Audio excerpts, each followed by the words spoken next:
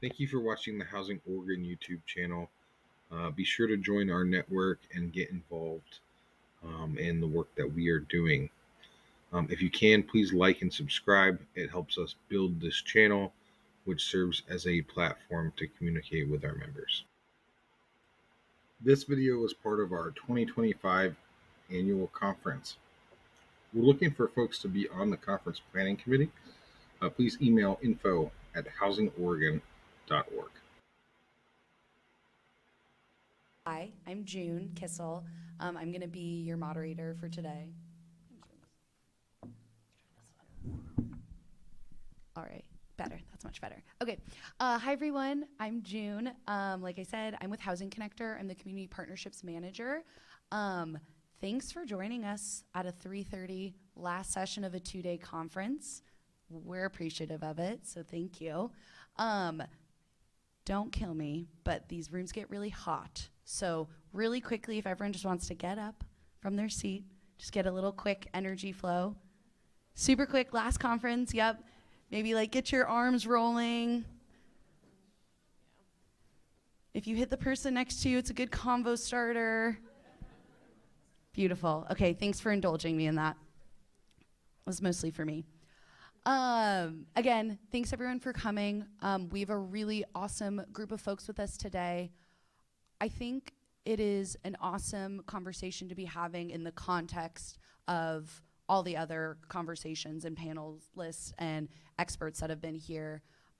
There's a lot of talk about the future of housing. There's been a lot of cool conversations about social housing, and I think all of that is so important to do as we talk about what housing looks like if we're really going to treat it like a public good.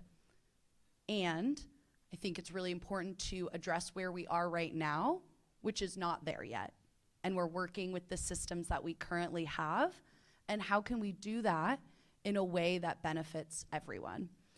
And so I think with that framing, I'm really excited to kind of dig into what those conversations look like on a day-to-day by the people that are next to me that are doing that work on a day-to-day. So again, while we're thinking of the visionary, we're also rooted in what's actually happening and how can we best support that work in the here and now. So really excited. Just super quickly, so I know kind of the audience that we are talking to, raise your hand if you are a direct service provider, case manager, peer support, you're working at a community org. Amazing, beautiful. If you are a director, program manager of those community organizations, nice and high. That's really awesome, amazing. Are you an architect and you just decided why not learn? Okay. Is that one? That's cool. No, I just made it up. Okay. What if you're on the property management side? Do we have property managers? Okay, beautiful. Leasing agents, amazing. Portfolio managers, cool. All right. Well, it's a good group, except architects, but that's fine. They're missing out. Alrighty, and then before we get started, I just want to make sure you know the context of all of our lovely panelists, where they are coming from. So I'm going to let the mic go to them so you can stop hearing from me. I'll have them introduce themselves, and then we'll get into it. Thanks so much again. Awesome. Hi, my name is Deja Spencer, she, her pronouns. I am a case manager housing specialist for the FACT team of Cascadia Health. Hi, I'm Regina Amadeo, she, her pronouns, and I'm the compliance manager at REACH CDC. Yeah, my name is Jack Spaeth. I use he, him pronouns, and I'm at New Narrative in the Landlord Liaison Program. Hi, my name is Caleb Powell. I use he, him pronouns as well, and I am the operations manager for Arboreal Management.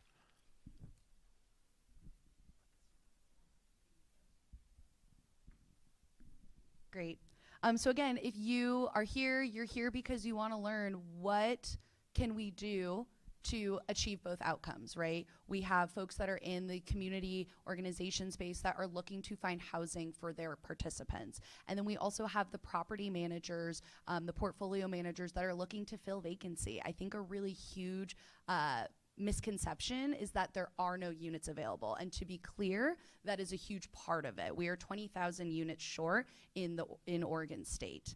And specifically Reach CDC, one of our largest affordable properties in the state, has around a 7 to 8% vacancy rate.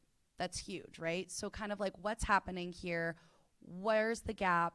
And especially with this group of today, we talk a lot about, yes, get folks into housing, but also how are we keeping folks into housing, right? How are we keeping folks in the housing? Yes, for 1 year, but for 2 and 3 years. And that's really what we're gonna dig into today, is what can we do from both sides of the sector to collaborate? We talked a lot when we were sort of first meeting about this panel of a lot of the times property management and case managers are seen as adversaries of each other. And I think what's going to be really great about what you hear today is talking about how can we come together, how can we understand where everyone's coming from, and also recognize that we're actually working towards the same goal, which is keeping folks stably housed. So just kind of dive right into this. I want to hear more from our group of what challenges are you seeing as it comes to getting folks into housing, but more specifically keeping folks housed. Yeah, what are you kind of seeing on the ground? And Deja, I'll start with you if that's okay. So come from the perspective of the case manager, housing specialist, a lot of the challenges are like, one of the main challenges I see is the lack of communication coming from the property management, property managers, leasing agents, etc. Understandably, they have a lot going on and they're busy. And there are times where it's gone to the worst case scenario of my client being evicted when I have been reaching out in person multiple times a week. I am emailing constantly. I am making sure things are updated and nothing's being said. And now we're at the intel where they're being evicted. I'm like, what happened when I reached out 2 weeks ago and you said everything was okay? Did something happen in that week span? That's fine. Why didn't you email me? Why didn't you call me? Why didn't you say something when I came in person? And there's just times where sometimes I'm unavailable. I'm the only housing specialist on my team, and I don't get back as fast because I also do other case management within my other clients as well. So it's more of it's no one's fault. It's just figuring out the balance of how can we effectively communicate and make sure it's consistent.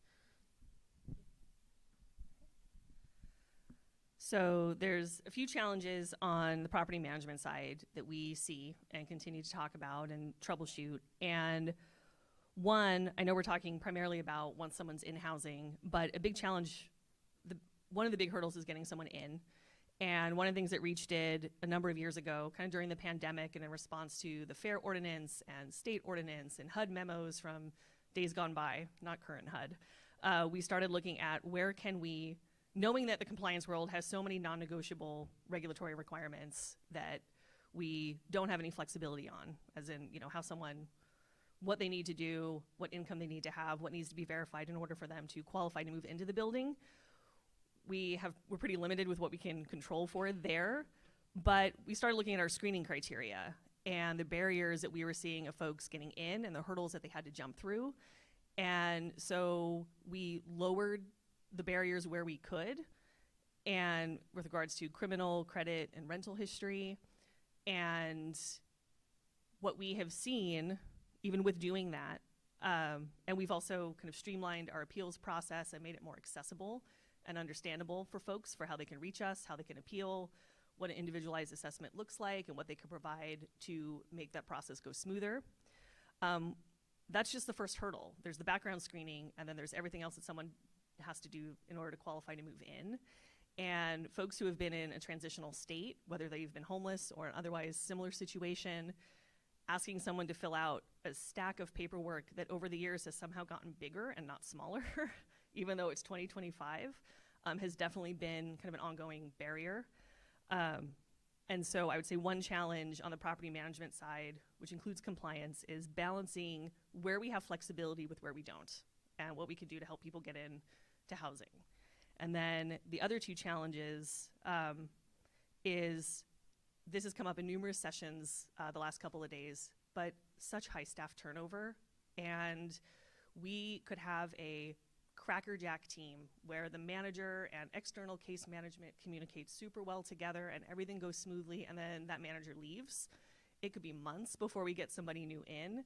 There could be multiple people filling in. We might even have a temp filling in. And so it's so easy for critical information to fall through the cracks during that time. And so maybe the manager knew exactly what was going on with that resident and they had that case manager's number, and then that manager left. Something happened. And so just the amount of time it takes to onboard someone, to find the right fit, and then to train them, and then for them to be comfortable doing the work and knowing just all of the ins and outs and all of the agencies that we work with, that just takes so much time. And to lose someone who has those skills and abilities is brutal. And that's something that we just continue to butt up against. And then another big challenge on the property management side is that even when someone moves in and continues to have really excellent case management support, we are ultimately on a lease with that resident. And if anything happens between that resident, or in this case, they're the client of that agency, and then they're our resident, if something happens with that external relationship, we may not know about it right away, or we may not have the best tracking mechanism for knowing who that person's case manager was, or for how the new manager might know. And ultimately, we are kind of required to keep moving forward with that lease enforcement. And when we either, for whatever reason, we're not able to maintain that contact with case management, sometimes management is just going to keep moving with that lease enforcement. And that's something that we continue to, try and navigate.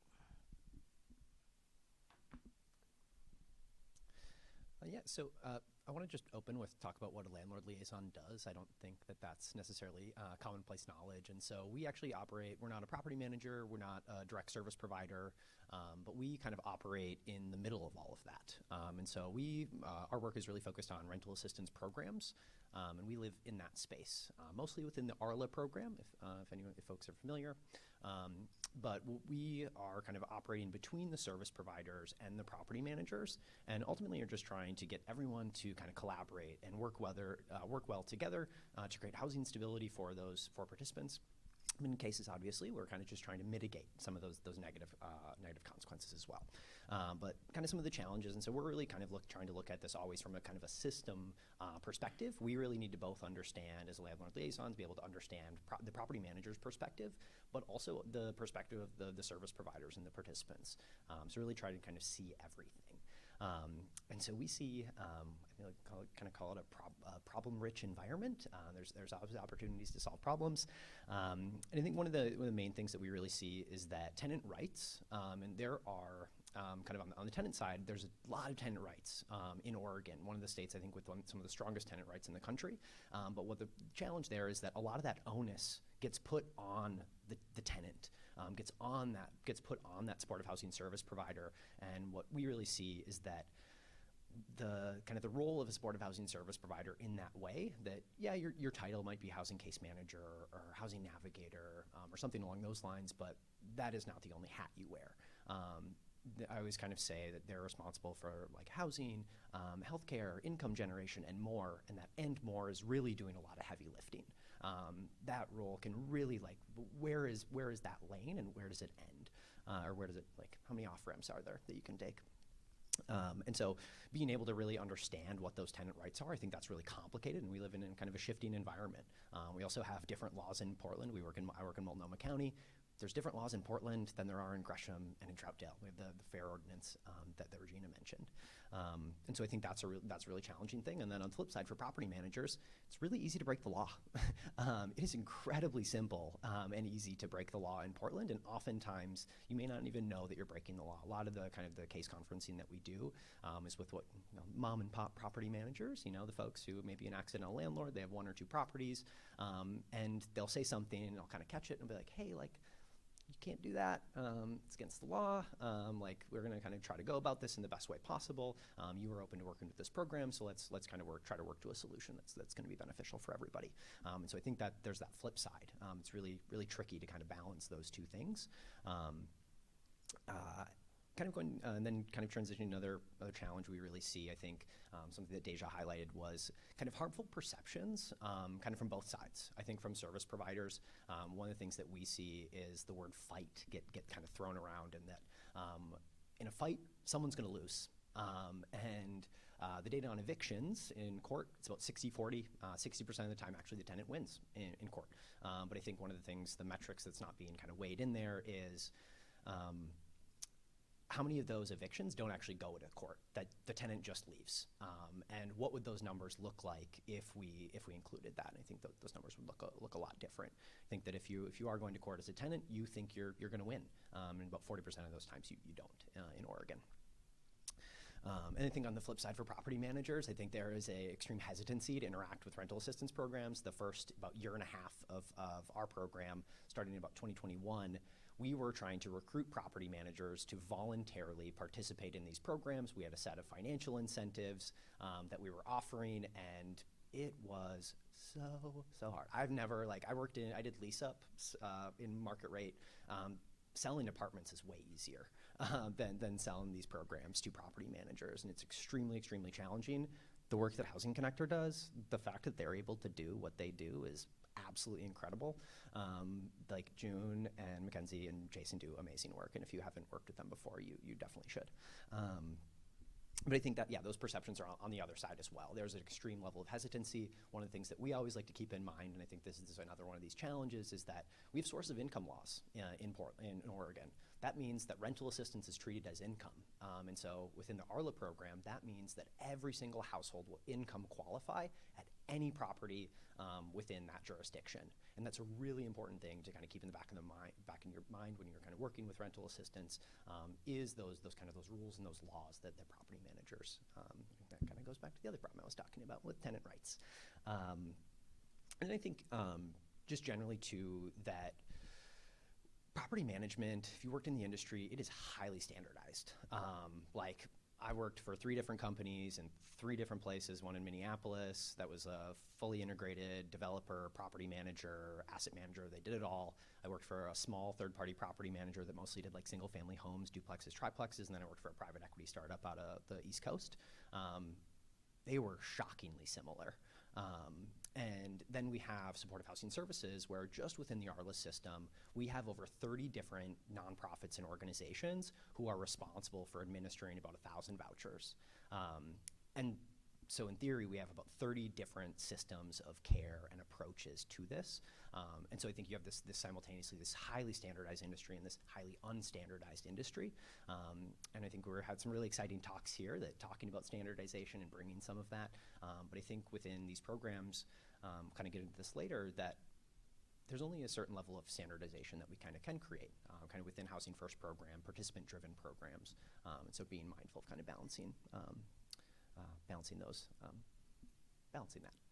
Yeah, cool. That's all. Thank you. Sure,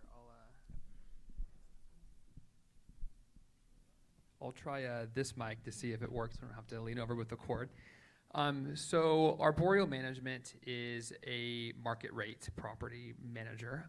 And so we've seen a lot of similar struggles as well. We are getting our first LIHTC buildings in Oregon in 2 weeks.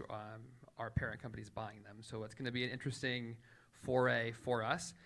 I think on the private side, or rather the market rate side, we've experienced some of the same things with lease agreements not being followed as well, and just not getting a lot of response from case managers on that front. And it kind of can turn into a problem where the neighbors around that tenant are starting to get very upset and agitated as well. It's actually something that we have found great success with Housing Connector with, that they've actually been really supportive in a lot of those,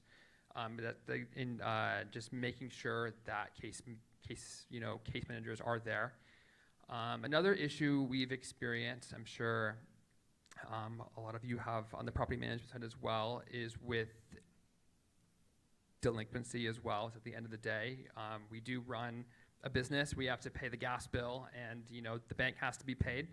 And whether that be a tenant is not paying a portion of the rent, or what also happens quite frequently is just rent checks are not being sent by a lot of service providers in a timely way, or they get lost. And it seems like a small thing on the surface, but it can be kind of a big deal on the back end, especially at a smaller property that may be less than, if you have a 30 unit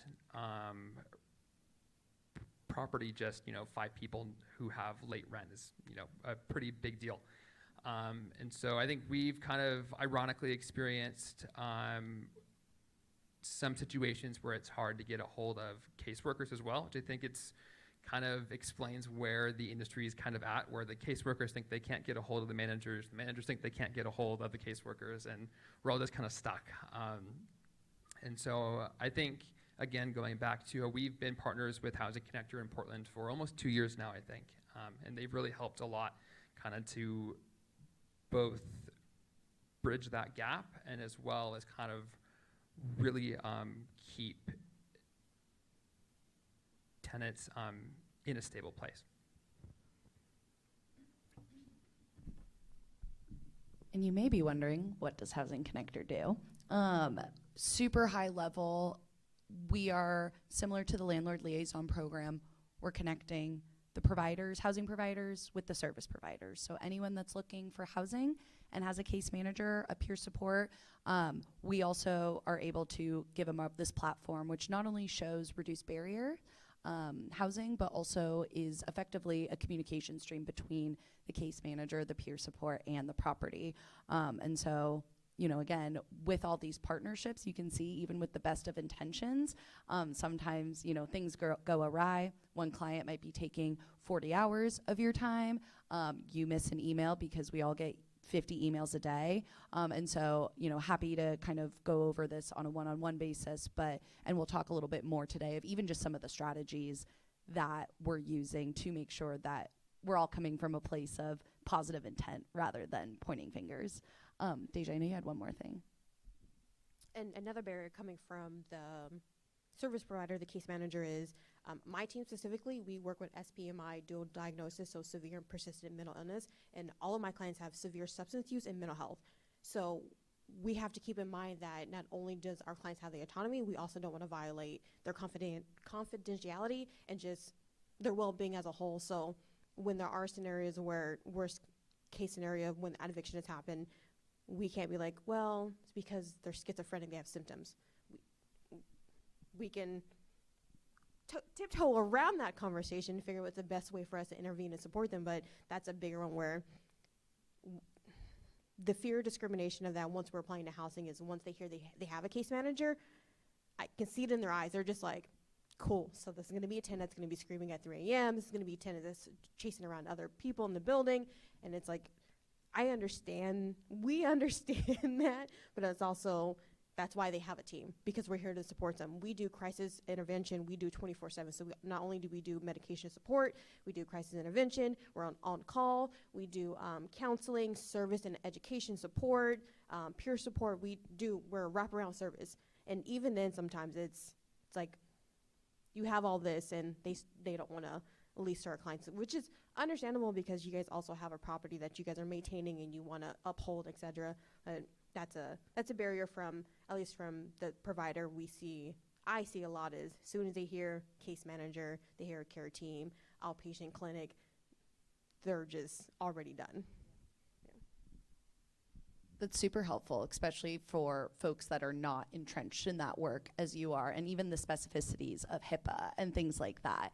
So again, it's kind of this tension of how can we have good communication, everybody being transparent with each other, while also making sure that we're not violating regulations that are there for very imperative reasons. So really appreciate just all the different perspectives.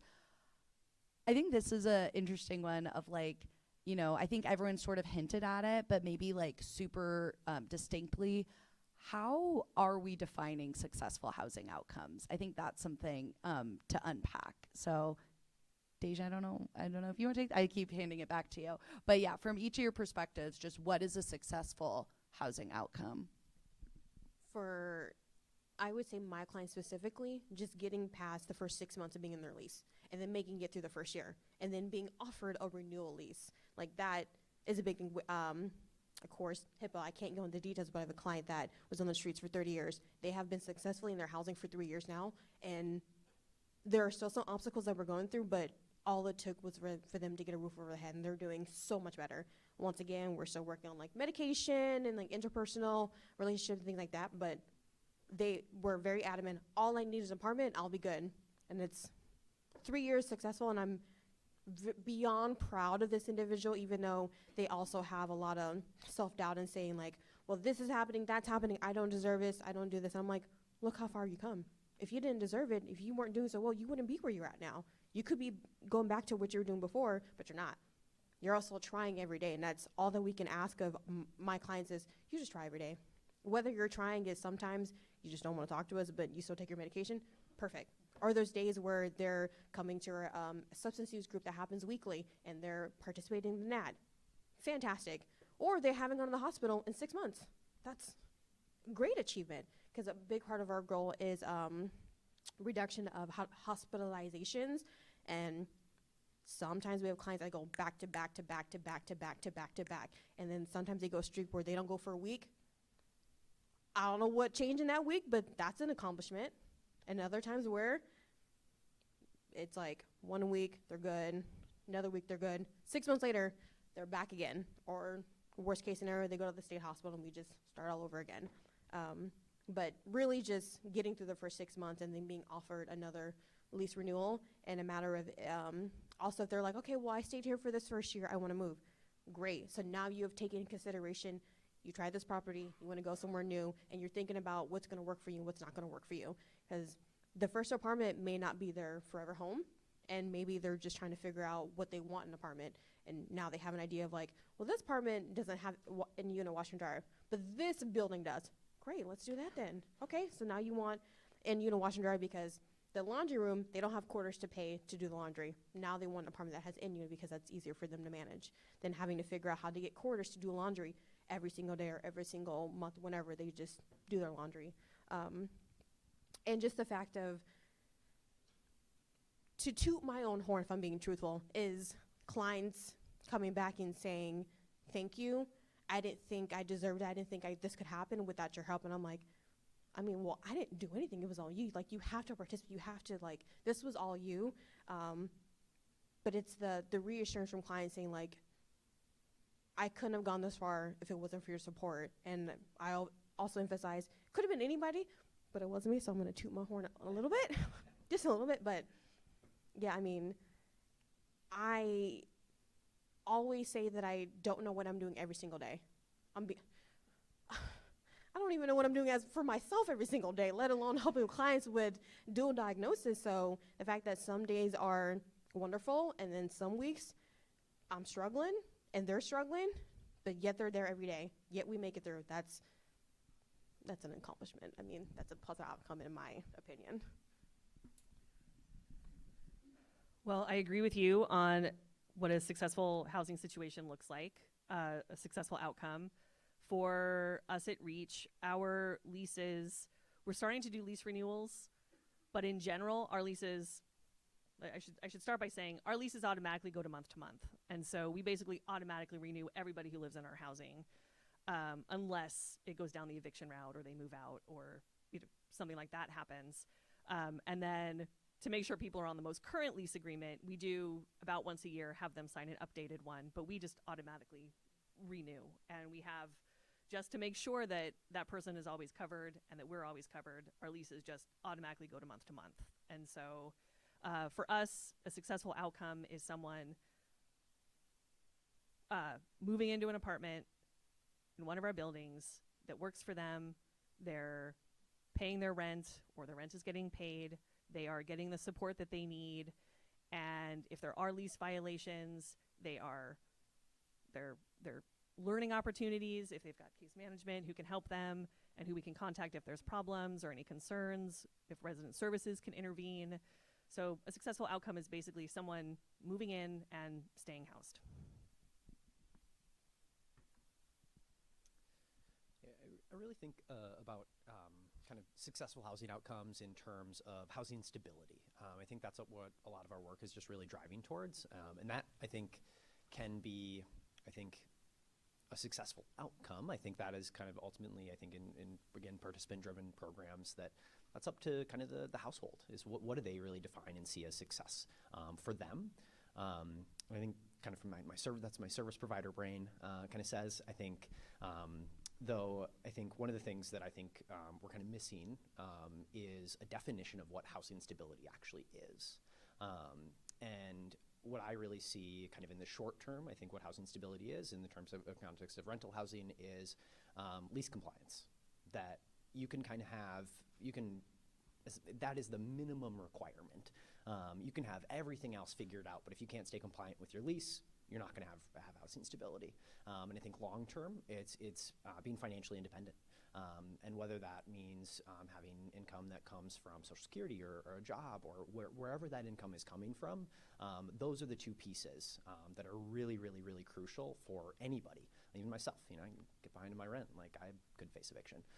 And so that's just like those things, I think, to really come up with a definition of what housing stability is, and kind of an agreed upon definition, kind of coming back to that standardization conversation, to really think about what that means, and how we can really kind of use that to honor housing first principles. All of our work is done from the housing first perspective. Yeah, I think I'm going to echo kind of a lot of the same things, but I'm going to say it in a different way, more from the property management perspective, is I think what a stable and successful outcome looks like is, I think the best term is the property manager not having to talk to the tenant, which sounds a little intense, but like, right, if you're not violating your lease, then your manager never has to talk to you, right? And so I think, especially to considering that tenant management is only a small part of the job of a property manager, especially in these large buildings, they are running a fairly complex operation. And I think, what long-term success actually does look like is, someone moves in, they're able to pay their rent, and their manager can want to talk to them, but they don't have to talk to them. I think that's kind of a good goal to have.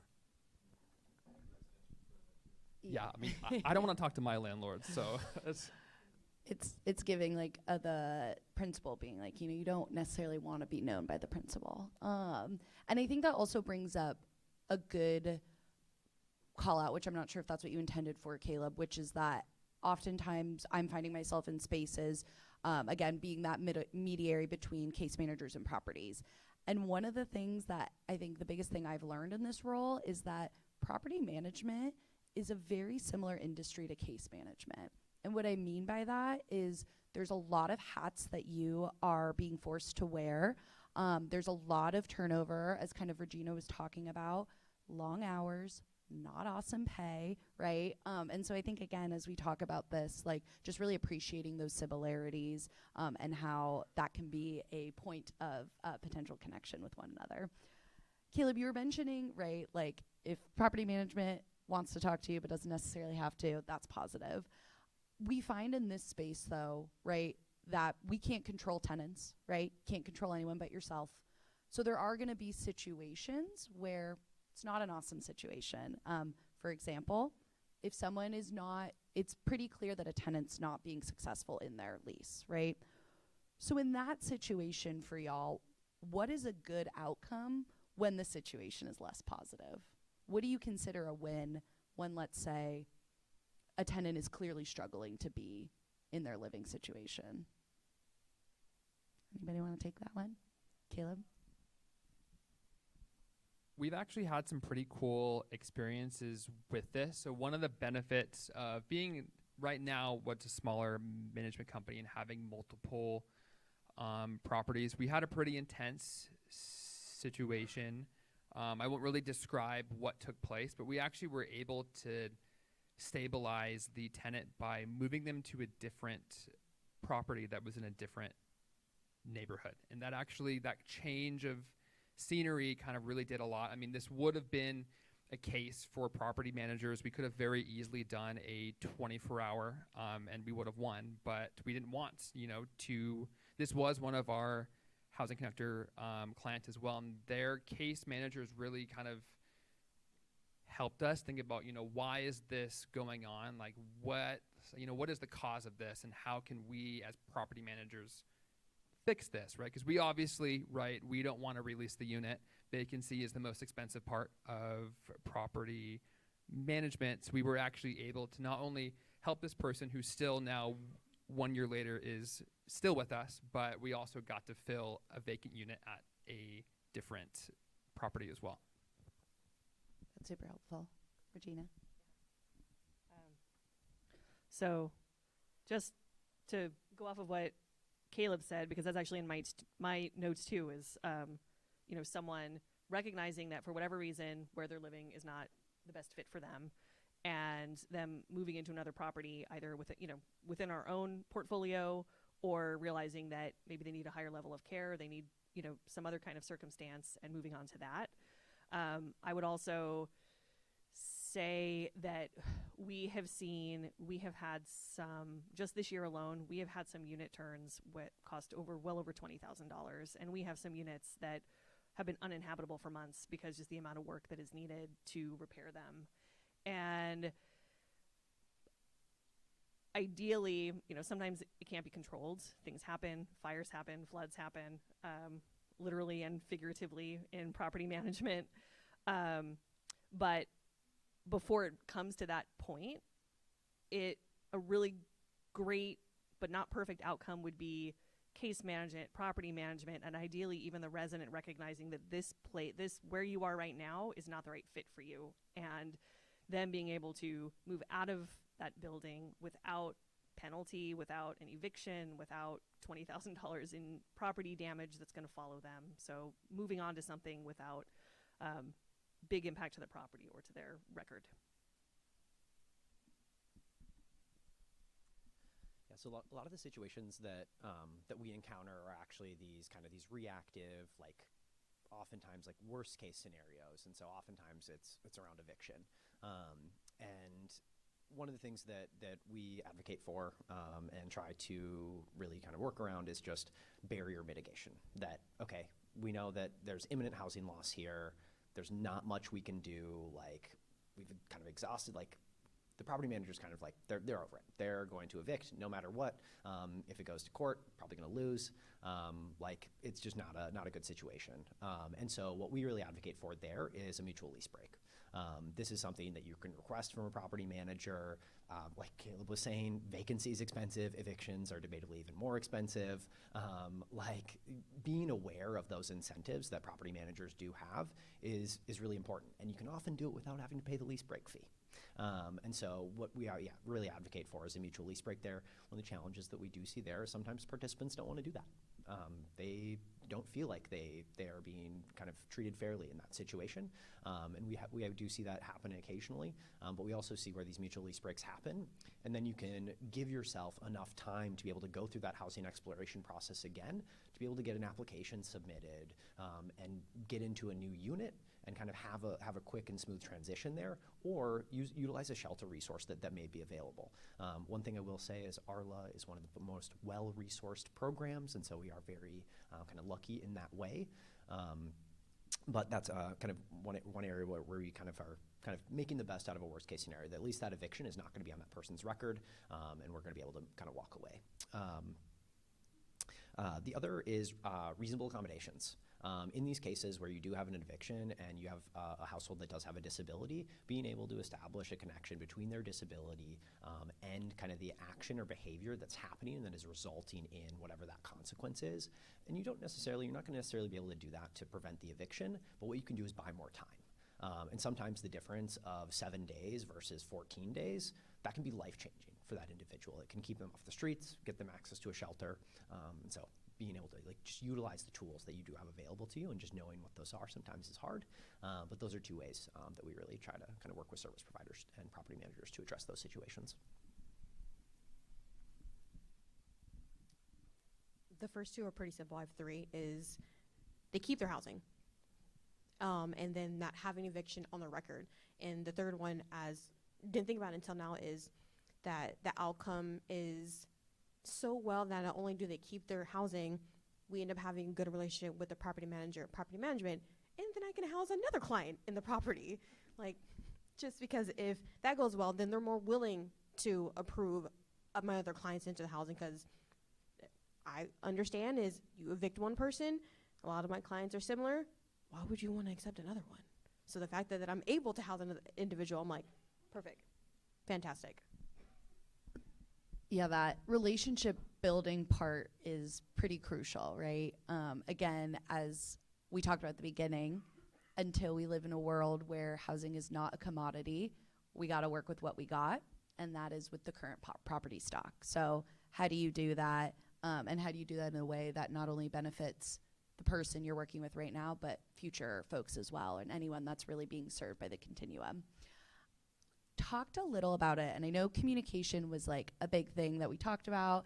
Sometimes unclear if communication strategies are working super well, but what are some other successful strategies at building that relationship? I know we talked a lot, but I don't know if anyone had anything to add. I know we talked about clear communication, proactive communication. Also something that I think is really showing is even just validation, right? Think about if you tell someone something hard that happened, being like, that sounds like it really sucked. You're like, oh my God, thank God you understand, versus like, I actually don't get why you said that. And again, those were kind of some themes that I was pulling out just in the situations you were providing, but I don't know if you had other sort of tidbits that you wanted to give folks here.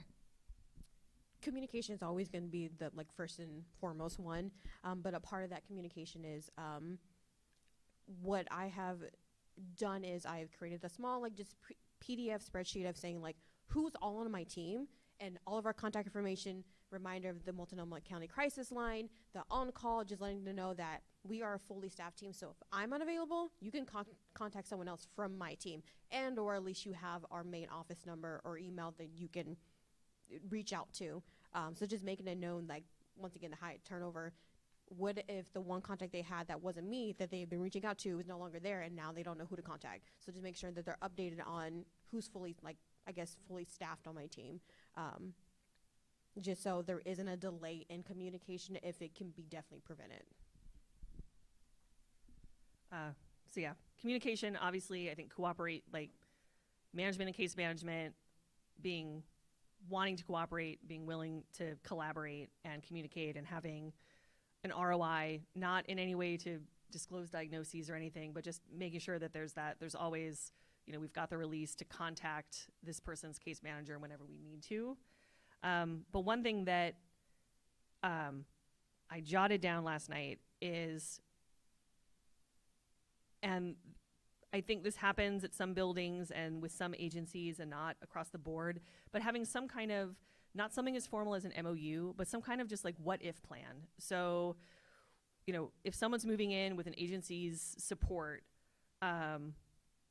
what does the agency want to be notified if the resident doesn't remember, misses their rent payment, or if there's a property incident like a flood or a fire or something that happens that was, either by accident or intentional, or if there starts to be behavior issues, like what if one of these things starts to happen or management has a concern, is there a specific number that we should call? Do we call the case manager directly? Do we call the organization?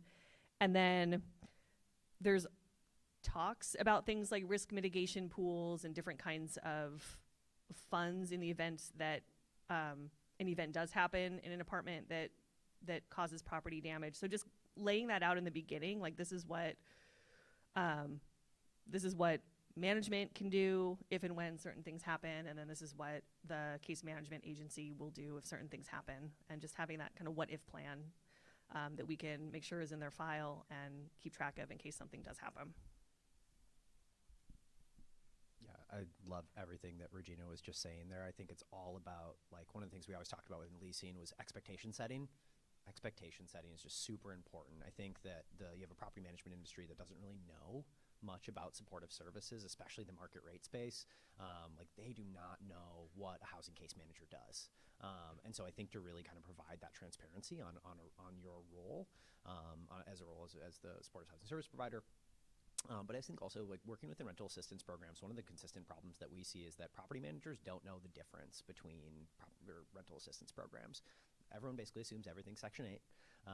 And so being able to kind of provide that transparency up front, kind of about what your program is, what your role is, and build templates. You can say the same exact thing to every single property manager and they will never know the difference. And frankly, that kind of drives towards, again, that standardization.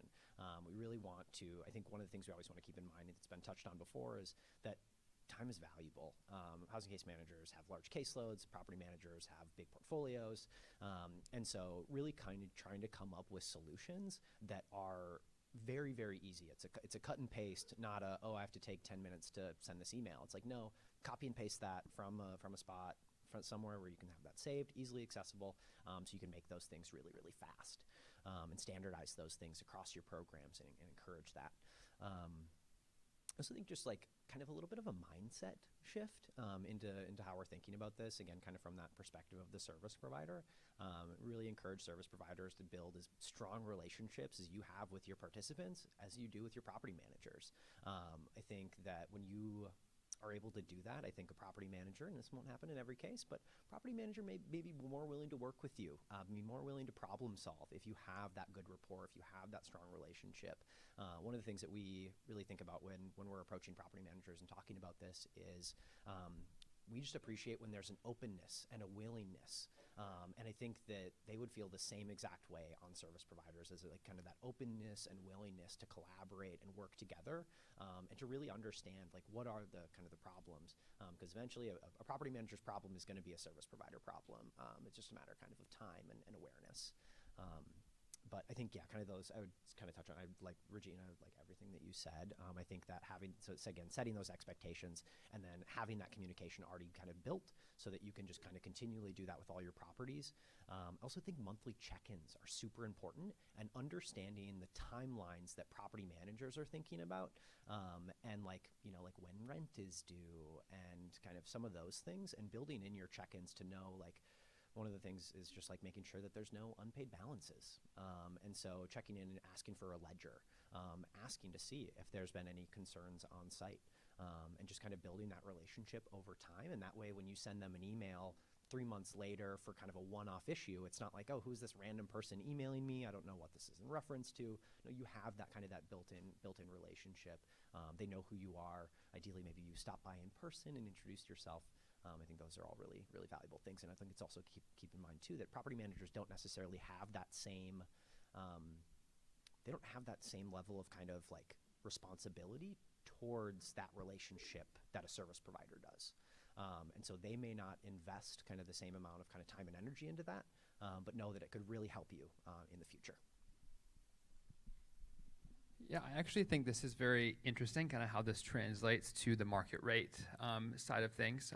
For some context, most of the housing that our Boreal does manage is what we call micro studios and workforce housing.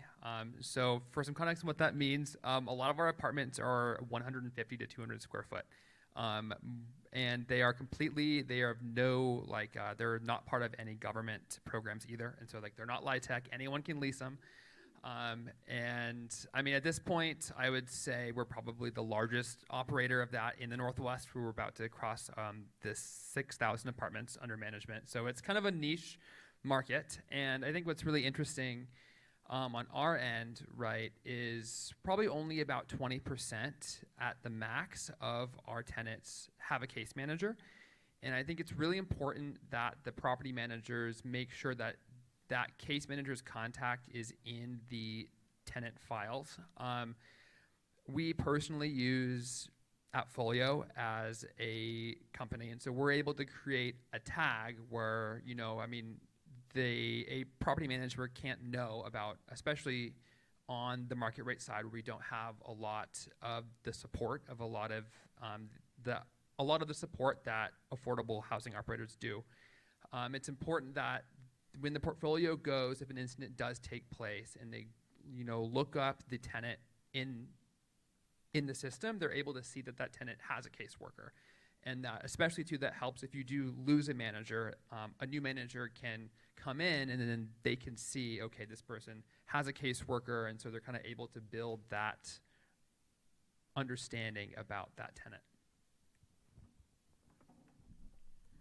I think what's interesting about what everyone's saying is it's a lot of like organizational stuff, right? Which I think like when we talk at these conferences, everyone kind of has these like flashy tools. But at the end of the day, what we're talking about is a centralized database that has this information so that when things happen outside of our control, case management change, staff turnover, that knowledge doesn't get lost. So I just wanted to call that out because I think that that's something that sometimes it's not as sexy to talk about, but I think is really important when we talk about how are we actually going to make sustainable, scalable changes to this system.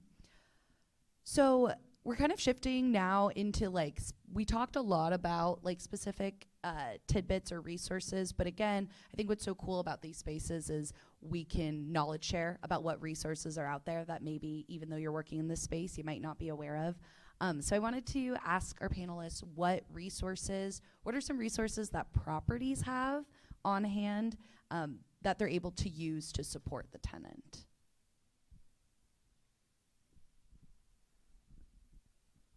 So with affordable housing, we are obligated to have resident services, and it's just kind of a built-in function. And so we have resident services coordinators at all of our buildings. And just like everyone else, they're in most cases juggling more than one building, and so they'll have specific hours, specific days at each building. But resident service coordinators are able to kind of build that relationship with a resident that the property manager really can't and shouldn't. It's kind of a good thing that they're able to have that kind of different relationship. And resident services can, whether someone has case management or not, they're notified internally. We have a process where property manager will notify resident services. They'll give them the list of anyone who's getting non-payment of rent notices or any lease violations, so that kind of prompts resident services. The coordinator knows that they're going to reach out to, these 5 residents at this building, next week. And some of the things that they do include helping connect to rent assistance. So if there's a resident who's falling behind on rent, resident services is the first line of defense for looking at current rent assistance resources, which we know are hit or miss and kind of dwindling right now. But that's still something that resident services is going to work on right away. Other services that they provide is just general resource navigation. So if someone needs something that is outside the scope of property management, but that would still assist this person in being successful in housing, resident services has the knowledge and the creativity and the kind of they know the local landscape and can assist in that way. We operate food pantries at all of our buildings. So for any residents who are food insecure or not, food pantry is something that's always available to them. And we have established food pantry hours every week. And then separately from that, resident services also assist folks with connecting to food boxes and partnering with agencies that help with food insecurity.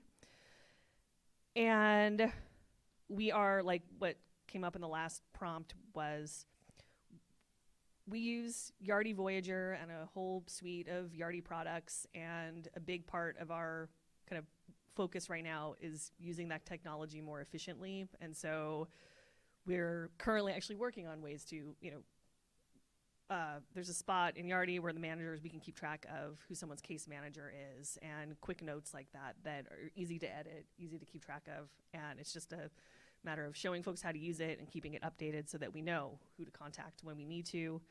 We're also working on, people can submit work orders now online. They can pay rent online at most of our buildings. So we're also doing what we can to allow folks who don't want to or aren't able to pay rent during normal business hours or submit that work order on paper. We're doing what we can to allow residents to not have to interact with management if they don't want to, and vice versa. And so we're doing what we can with technology. Slowly but surely, we're a mission-based nonprofit, so this stuff takes time, but we're getting there. And then another resource, which is something that we don't advertise, it's just an internal thing, but it's that there's all the work that happens at the properties, but then there's the property supervisors. And, the compliance, I don't supervise the folks who work at the properties, but I am the peer of the portfolio managers who do. And we have a Monday meeting where any resident issue or property challenge that has kind of come to a head and it's kind of reached the point where the manager needs help, like we have that's kind of the melding of the minds where, we, from all of our different perspectives, we're able to talk about what can we do, do we need to, is this beyond, what case management can help with? Is this beyond what resident services can help with? Is this something that, what else can we do for this resident, or what else can we do to support the site? So that's a resource that, it's an internal resource that just because something's happening at the property doesn't mean it's only happening at the property. There's other people who are working behind the scenes and having conversations about how to make things run smoother. of one, maybe not counterintuitive one. We were having a meeting with the Fair Housing Council of Oregon, and they were just like, yeah, we love when properties reach out to us. It's kind of the opposite of what you think with the Fair Housing Council. The Fair Housing Council is going to knock on a property manager's door and say, hey, what do you did something wrong. But no, they actively want to help properties kind of engage in kind of best practices and guidance around fair housing. And so especially, I think, again, kind of with those mom and pop landlords, is we oftentimes encourage them to reach out to the Fair Housing Council to make sure that they are following kind of all the best practices and guidance, and it could kind of save them in the future, some expensive mistake, and on the flip side, kind of really help and make sure that tenants are able to really kind of be able to maximize kind of their rights within that system. Yeah, I think what's really interesting too. I mean, we do everything online. I think we don't even have a way for people to do a work order on paper, which, I mean, our company was founded, our management arm, in 2021. So, I mean, we're kind of all in the tech age right now. We're actually building our own software from scratch to stay in compliance. And so, but I think really the biggest resource that property managers have for tenants is the case managers. Right? A lot of the times the property managers are not going to have time to really go into depth. But, you know, the whole point of the case managers is to be a resource for that tenant. I think that's the single best thing that you have as a manager, especially on the market rate side where we don't have a lot of the resources that they have. Awesome. I really want to uplift kind of the dichotomy between market rate and affordable, right? And I don't think, well, yes, maybe one is providing more resources than the other, but I think it's also showing the importance of how to standardize that, right? Because it shouldn't be that because you're a market rate property group, you shouldn't have the same resources that an affordable housing, if we're really talking about having housing access for all. So I think just like pointing that out, and that's no fault of the market rate properties, but showing kind of like the progress that we need to make to communicate what resources are out there and make sure that they're at the fingertips of all property managers, despite what kind of property group you're in. And speaking of resources and having those at your fingertips, those are the flyers that are out on your table. It has all of the resources that each of us are representing. So really encourage you to kind of take that away as something that you can have, whether you're a property manager or community partner. As we've sort of talked about, a lot of these are sort of dual purpose. So I think that's just wanted to make sure we pointed that out. And then lastly, with Deja, this is really just directed at you, but I wanted to have the space for any resources that you all as community nonprofits, maybe just specifically the FACT team, have to support the tenant and/or the property, if there was anything else that you hadn't mentioned. So Housing Connector is a big one, and Landlord Liaison, and risk mitigation. And I have been getting more into using Care Oregon because they have housing support, the health resource, the HRSN. I always get it wrong. Those are really the biggest one, and then just 211, 301, like just using those are that's really pretty much it. I will admit that Care Oregon does take forever to respond. So far I can't say anything because I've been waiting a couple weeks for them, but that is still one that is available to use. Shameless plug, Landlord Liaison program that we work in. We are actively trying to kind of increase our footprint, work in all rental assistance programs, and so we want to be a resource for anyone working within the rental assistance system, and we're working on kind of creating kind of various tools and resources for landlord engagement. Also want to briefly talk about risk mitigation programs. So the ARLA risk mitigation program, they were given millions and millions of dollars to be able to kind of manage, and they basically provide, it's $5,000, basically a guarantee, well, not necessarily a guarantee, it's basically kind of like a reimbursement or fund, $5,000 that a property manager can access to be able to pay for repairs, 90 days of rental, of unpaid rent, a variety of funds, though, and it can be accessed during or after tenancy. And one of the things that they are kind of, what's starting to be talked about is that right now that is limited to one program. That is the ARLA program. There's a program at the state for the HCV vouchers have access to, but they're starting to talk about expanding the ARLA risk mitigation program to other types of rental assistance. And if you know people and you're at your counties or at Metro on the TCPB, tell them you want that.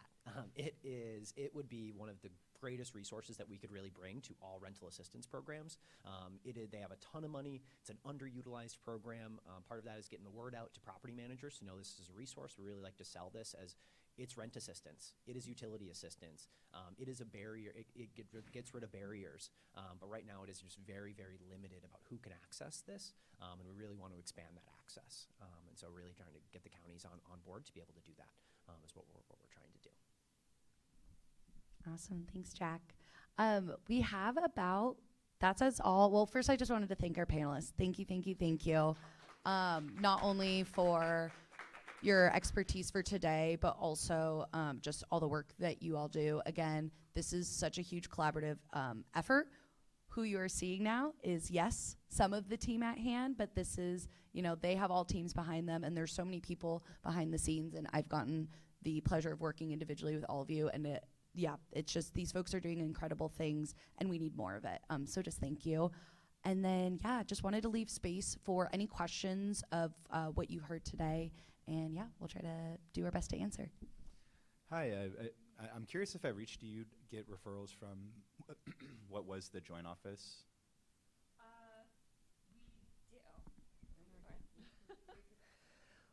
We did have, I think, we had a coordinated access referral program at one of our properties that has ended. So we currently don't have a direct referral from the Joint Office of Homeless Services. We don't have anything currently in place, but we have. Okay, yeah. Well, maybe this is something you all will have insight on. Maybe not. The building that I work in, I'm the housing support specialist for 20 units, and it has been an absolute nightmare getting those units filled. Not just because of the county, not just because of Home Forward, but also because of property management turnover, just inefficient information flows, no centralized way to track where the person is at. It's all just emails bouncing back and forth. Referring case managers, not getting good information on the appeal process, government document. It's just a nightmare. And I'm curious if you all have any insight or if you have things that you've done that have helped with that, because it's taken way, way too long to get people housed. So I can't, so is Home Forward involved also? I mean, is it Section 8? So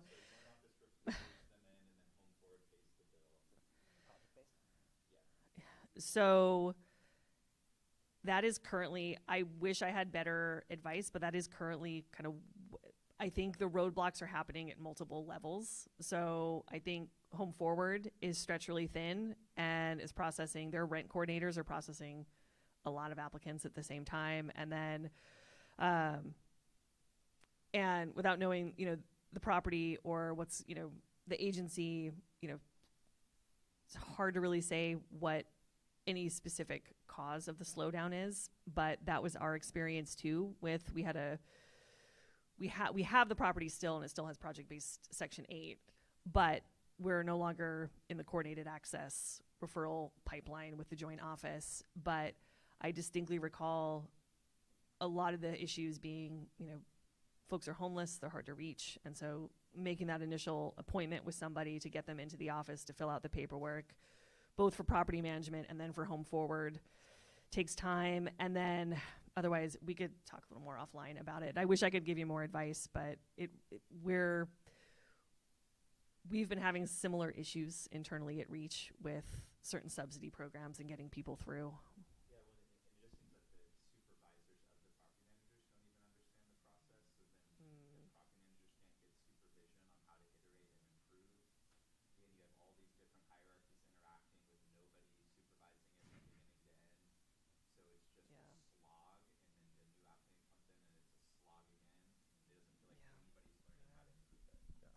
Yeah, and I'm trying, but it's Yeah, no, that sounds really frustrating. I think, there's all this need, and to see these units just, kind of sitting is really frustrating. I think one of the things one of the things you highlighted, like first I would have a lot of questions, I think, kind of to Regina's point about kind of, trying to dig into the problem.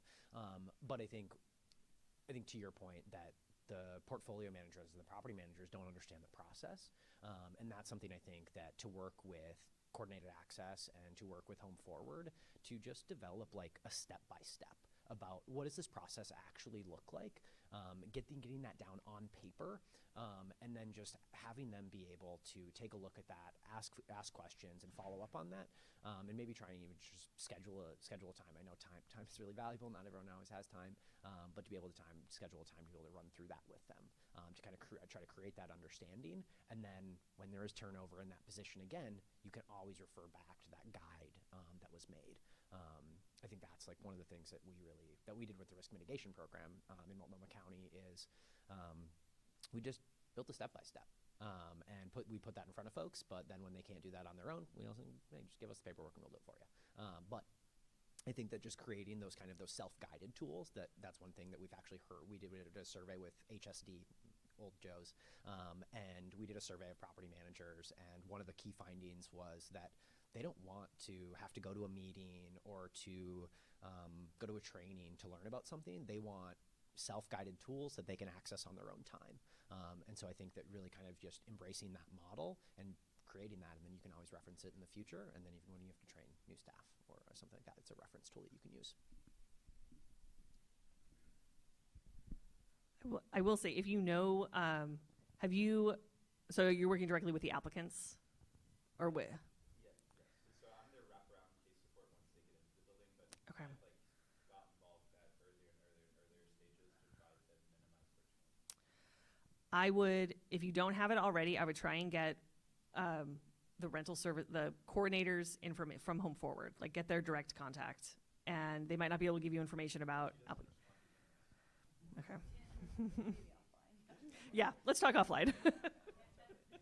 To piggyback off what this gentleman was saying, I was an RLA case manager for a year, and now I work for the Fair Housing Council of Oregon. And to piggyback off what you were saying about how it seems like property managers don't want to have a training, that's kind of what I was going to ask about, because like, I'm not trying to flex on y'all, but I noticed someone said something about leases renewing as a policy to month. That's a law. And I heard someone else say that like a digital only policy actually could be creating disparate impact against certain tenants with disabilities. I'm not on the job right now, but I did want to ask, because for us, it's not mom and pops who are filling our caseloads. They're actually a small portion.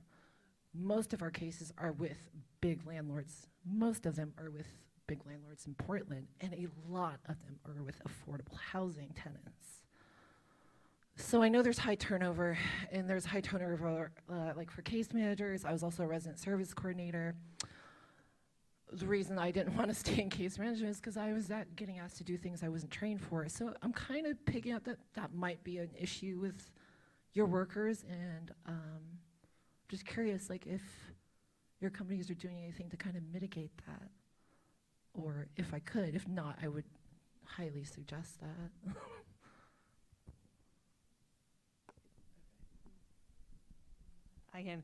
We have ongoing constant discussions about training and what onboarding looks like when we get a new manager. And we actually currently have, we're in the process of scheduling some fair housing trainings next month and into November.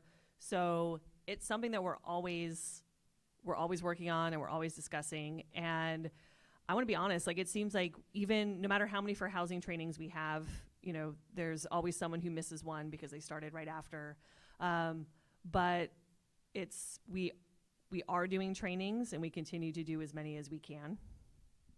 So without knowing any specific, I feel like that's all I can really say without talking about specific issues. But yes, training is something that is a challenge because, in part because of turnover.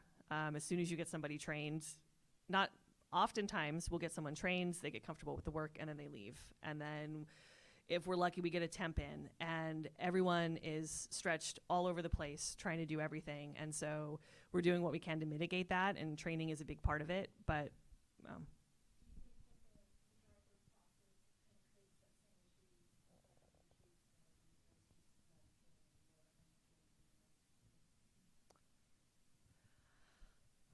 So I will say that on our end, it is not the drive for profit that is motivating, I would say, the organization necessarily. I mean, we do want to fill units as timely as we can because those vacancy losses and those expensive unit turns are really hurting. And since the pandemic, it's just gotten so much worse. I mean, we lost well over $1 million in unpaid rent over a couple of years, and we're still kind of recovering from that.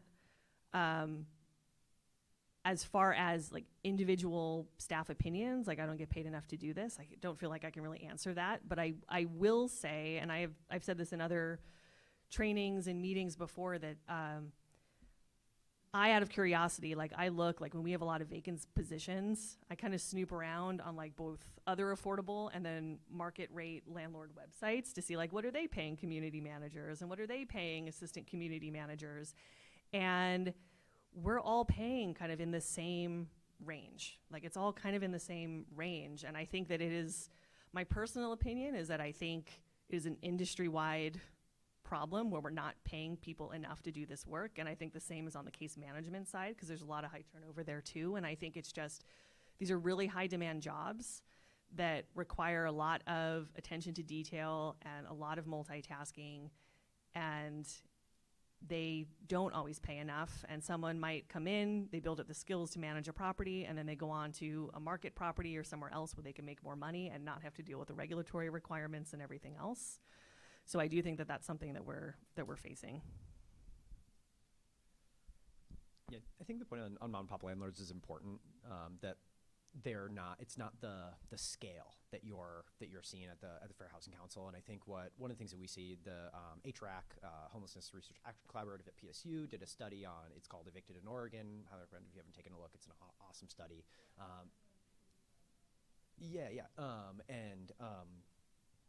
They found that, shocker, the people who are evicting the most amount of people in Oregon are the big companies, frankly. Like, I don't want to name drop anybody, but you can take a look at the study. It's all the big, frankly, nonprofit and for-profit entities. And I think one of the challenges, kind of what I was saying earlier, that it's really easy to break the law as a property manager in Oregon. And I think one of the challenges there is that we've created a really unique policy environment where, if you operate a property in Portland and you operate a property in Beaverton, you have different laws that you are going to be following. And I think we are actually like in conversation. Literally, I had a conversation with this landlord. I think she owns like 3 properties or something like that. And she was just like, it's not worth it for me anymore to manage these properties because of kind of some of the challenges that she was encountering with her tenants that are totally unrelated to anything that we've been talking about today, but just, her personal deal. But I think what a potential kind of negative outcome could be of creating this really unique, call it kind of policy environment, is that we are actually kind of making it so that these bigger players are going to be some of the only players within the market, that they are going to come in and swoop up all the units and get the management contracts, and to be really mindful about what kind of policy environment are we creating and who has the capacity and what type of organizations have the capacity to be compliant. There are a lot of these bigger companies, they have a person at their company who is literally a compliance officer, even not even just in the affordable side, but in the market rate side. And so I think that that's one of those challenges of like, obviously we need tenant protections, but we also want to be mindful that we are not pushing out these folks who, frankly, I think part of the reason that I think we don't see that mom and pop landlords are having all these challenges or necessarily like breaking the law is because they're a little bit more flexible when they're working with folks. A lot of these agreements, like I have a friend who owns a house and he just has a tenant and they kind of like they're on a lease, but like it's flex and like they actually might maybe breaking a law or two, but guess what? The tenant is actually like really into it and really likes that flexible relationship that they have. And so I think there's a kind of this push in there and pull with that. And so it's really kind of, I think, difficult to kind of manage both of those things. And it's not straightforward. Yeah. Oh, and 1 million %. Yeah, it's all within a broader kind of macroeconomic picture. And it's like, that's part of that. I think June says it a lot, that it's like housing is a commodity. And that's the system that we're working in. And so kind of have to just deal with that. But how can we be moving towards a system that recognizes that housing is actually a public good, not, but it also is an asset right now. So got to deal with that. Okay, wait. No, it's fine. I have a lot of thoughts on that. Like the reason why no one's building housing here is the laws. They're poorly written laws. The issue isn't the laws, it's how they're written. Like one of the things we're experiencing, it's illegal to do a flat fee for utilities. You know, that's what tenants want. Yeah. If we lose money, there's no legal way to word a lease to allow you to do a flat fee.